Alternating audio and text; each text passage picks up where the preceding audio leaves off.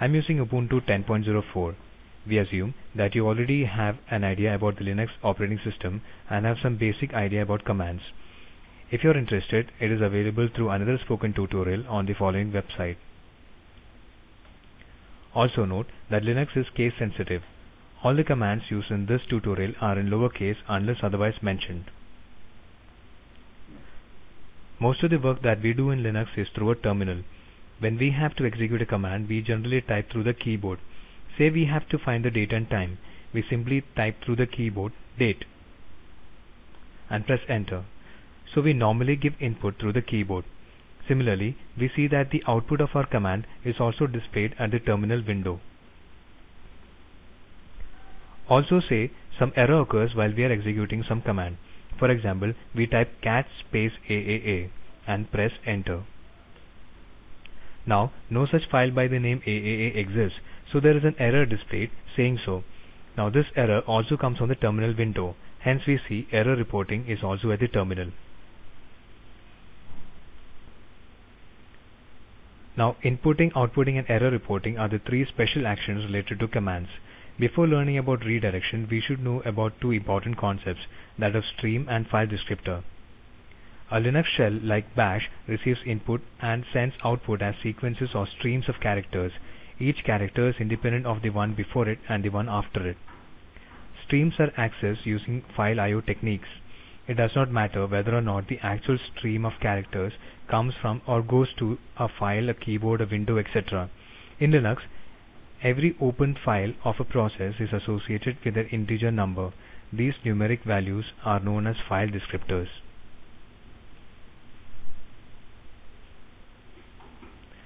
Linux shells use three standard I/O streams. Each of them is associated with a well-known file descriptor. stdin is a standard input stream. It provides input to commands. It has file descriptor 0. stdout is a standard output stream. It displays output from commands. It has file descriptor 1. stderr is a standard error stream. It displays error output from commands. It has file descriptor 2. Input streams provide input to programs. By default, it takes from terminal keystrokes. Output streams print text characters by default to the terminal. The terminal originally was an ASCII typewriter or display terminal, but is now more often a text window on a graphical desktop. We have seen that the three streams are connected to some files by default, but in Linux we can change this default behavior. We can connect these three streams to other files. This process is called redirection. Now let us see how redirection is done in the three streams. First, let us see how the standard input is redirected. We redirect standard in from a file using the left angle bracket operator. Let us see how. We know that the use of wc command is to find the number of lines, words and characters in a file. Type wc on the terminal window. Now press enter. What happens? We have a blinking cursor. It means that we need to enter through the keyboard. Enter some text. Say, this tutorial is very important.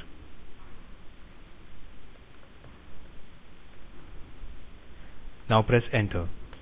Now press Ctrl and D keys together. Now the command will work on the lines that we entered. The command will give an output on the terminal. Now here, no file is given after wc command, so it takes input from standard input stream. Now the standard input stream is by default connected to the keyboard. Hence, wc will take input from the keyboard. Now if we write wc space left angle bracket space test1.txt, what happens is that wc will tell us the number of lines, words and characters in the file test1.txt. Now type wc space test1.txt. We see the same result. So what is the difference? When we write wc space test1.txt, the command opens a file test1.txt and reads from it. But when we write wc space left angle bracket test1.txt, wc still does not get any file to open. Instead, it looks to pick up the input from standard in. Now we have redirected standard in to the file test1.txt. Hence, the command reads from test1. but actually it is unaware as to from where the data is coming to standard in. So we have seen how to redirect standard input. Now let us see how to redirect standard output and standard error. There are two ways to redirect output or error to a file. Suppose n refers to the file descriptor. N single right angle bracket redirects output from file descriptor n to a file. You must have write authority to the file. If the file does not exist, it is created. If it does exist, the existing contents are usually lost without any warning. N double right angle bracket also redirects output from file descriptor n to a file. Again, you must have write authority to the file. If the file does not exist, it is created. If it does exist, the output is appended to the existing file. The n in n single right angle bracket or n double right angle bracket refers to the file descriptor. If it is omitted, then standard output, that is file descriptor 1, is assumed. So, just the right angle bracket is same as one right angle bracket, but to redirect error stream, you have to use two right angle bracket or two double right angle bracket. Let us see this practically. From the last example, we have seen that the result of the wc command on a file or standard in is displayed at the terminal window. What if we do not want to display this on the terminal? We want to store it in a file so that the information can be later used. By default, wc writes its output to the standard out. The standard out is by default connected to the terminal window. Hence we see the output in the terminal window. But if we can redirect the standard out to a file, then the output from the wc command will be written to that file. Say we write wc space test1.txt right angle bracket wc underscore results.txt. Press enter. Now to see whether this has actually happened, we can display the contents of wc underscore results.txt by the cat command.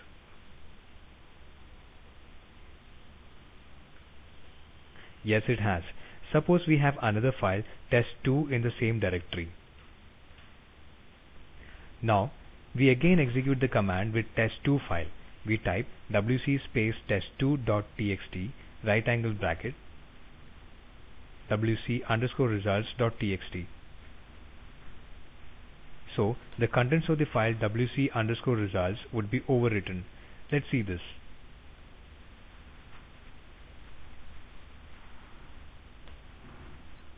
Instead, if we write wc space test1.txt right angle bracket twice wc underscore results.txt, the new contents will not overwrite the already present contents of the file wc underscore results.txt. It will be appended. Let's see this too.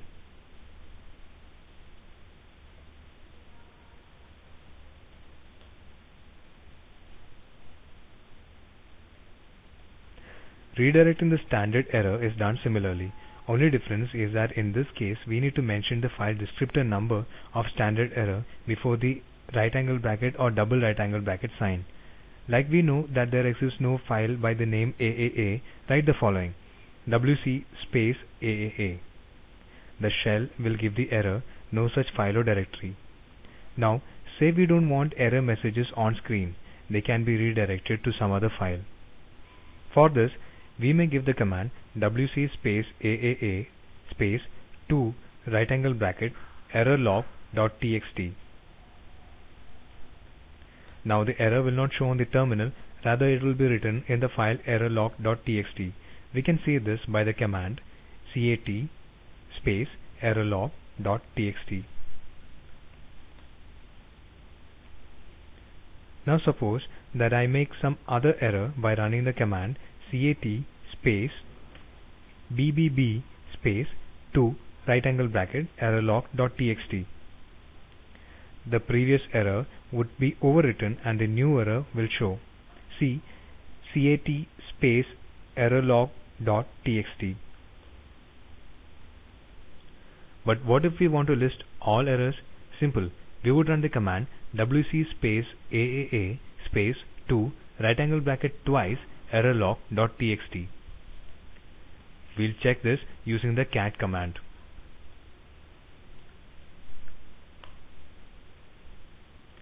We have seen how the three streams standard out, standard in, standard error are redirected and manipulated separately, but the real power of this concept can be gauged when we can manipulate the streams together, that is, connect the different streams.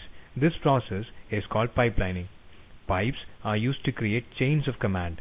A pipe connects the output of one command to the input of the next command in the chain. It looks like command 1 vertical bar, command 2 hyphen option vertical bar, command 3 hyphen option 1 hyphen option 2 vertical bar, command 4. Say we want to know the total number of files and directories present in the current directory. What can we do? We know ls space minus l will list all files and directories of the present directory. We can redirect the output to a file ls space minus l right angle bracket files.txt. Run cat space files.txt. Now each line is the name of a file or directory. So if we measure the total lines in this file, we can use files.txt to serve our purpose. This we can do using the command wc space minus l files.txt.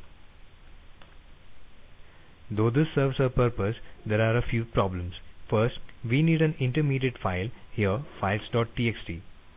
If the first command produces a lot of data, it may unnecessarily eat away the disk memory. Also, if we want to change several commands, this method is slow. We can do it much easily using pipes like this. We write ls space minus l vertical bar wc space minus l, and we can get the same result with much more ease.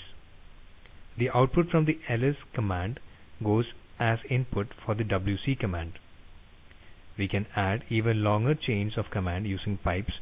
One common use of pipes is for reading multi-page displays. Type cd space /user/bin. So we are now in bin directory. Now run ls minus l. We cannot see the output properly, but if we use it joined with a pipe to more, we can. Press enter to scroll through the list. Press Q to come out of it. These were some of the commands that help us to work with files. There are many more commands. Moreover, each of the commands that we saw has many other options. I encourage you to see more about them using the man command. The best way of learning commands is to use them again and again. This brings me to the end of this tutorial. Spoken tutorials are a part of the Talk to a Teacher project supported by the National Mission on Education through ICT. More information on the same is available at the following link. This is Abhijit Sunil signing off. Thank you for joining.